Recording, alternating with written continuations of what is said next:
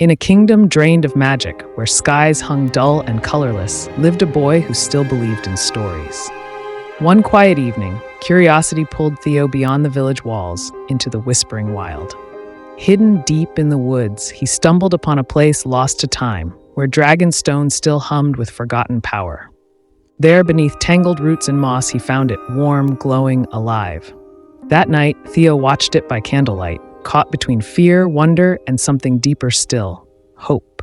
As the egg stirred, the world around him shifted. Magic whispered back to life. With sparks and a gentle rumble, the last dragon was born, ember-scaled, wide-eyed, and curious. In that first gaze, something ancient passed between them, a bond sealed in fire and fate. Every day, Theo returned, hiding Ash, feeding him, teaching him, protecting the secret they shared. There were stumbles, tumbles, laughter, and first flights. Unseen by most, the land began to change. Magic stretched and yawned, waking from centuries of sleep. Whispers danced on the wind. The world remembered.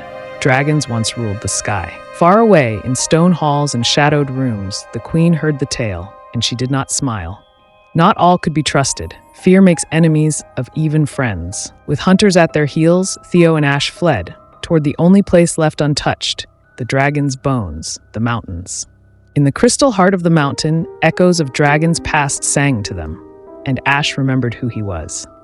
A prophecy long forgotten, a boy, a dragon, and a choice that could change everything. Could he bear such a weight? Could a boy carry the future of magic? The queen came with steel and fire, demanding surrender or destruction. But Ash stood tall, flames in his blood, wings like fire-lit sails. He would not let Theo fall. With no sword, no shield, just a voice and a dragon, Theo chose a different path. The mountain answered. Magic returned, not as a weapon, but as light, a gift reborn. From hidden valleys and distant skies, the dragons came home.